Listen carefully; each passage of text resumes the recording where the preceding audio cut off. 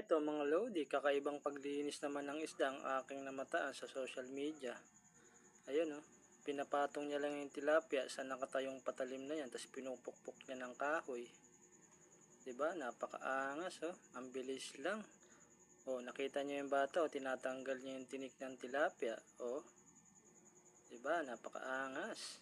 Kaso, medyo delicate yan, lodi, na ginagawa mo diyan. Medyo delikado yung ganyang para pamamaraan ng paglilinis ha. Sa tingin ko lang ha. Kasi tulad dito sa atin, mga siksikan yung palengke, tapos naglilinis ka, bigla kang matulak.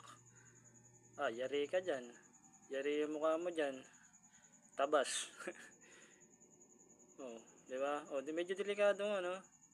Pero ngayon lang ako nakita ng ganitong paglinis ng isda no. Yung patalim nakatayo tapos naka sa kahoy. Ang bilis, 'di ba? Oh, ganyan lang.